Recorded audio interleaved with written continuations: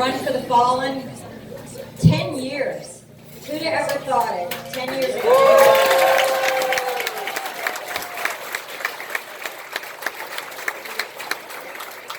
Any of you who have been with us before know that I cry about everything, so this is a very bittersweet day for us. 10 years ago, our son's two best friends were killed in Iraq. And my husband and I have always raised our children to be passionate about the country that we love and the people that we consider our family. And my daughter came to me and she said, "Mom, we have to do something because we promised Scott and John's parents that we would never let them be forgotten." And so she had heard about this national event and she said, "Let's do it, Mom." And the event was going to be in 3 weeks. And I looked at her like she was crazy. And I'm like, "How are we going to do this?" And she goes, "Mom, we can do it. We can do it." And so our family band together with our little, back then, Tampa Area Marine Parents Association. And we just started working. And we started making calls. And we started making posts. And we started sending emails. And our goal was, at the time, there was approximately 230 fallen from Florida.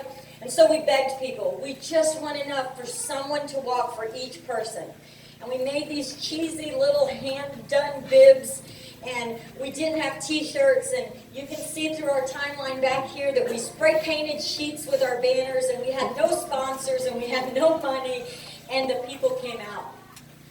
And they loved it.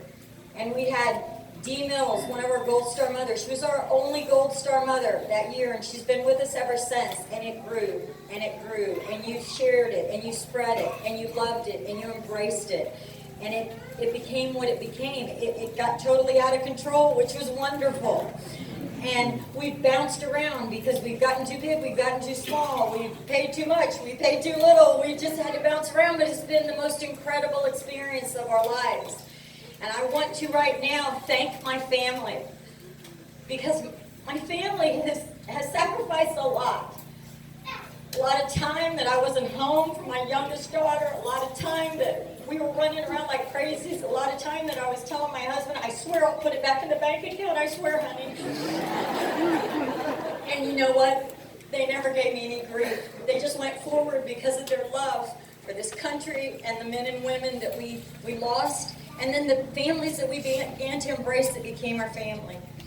And while this is a closing to the chapter of this for Marine families, we don't feel like we're walking away from anything bad. We feel like we've done our mission. We came out to educate the community, to never forget.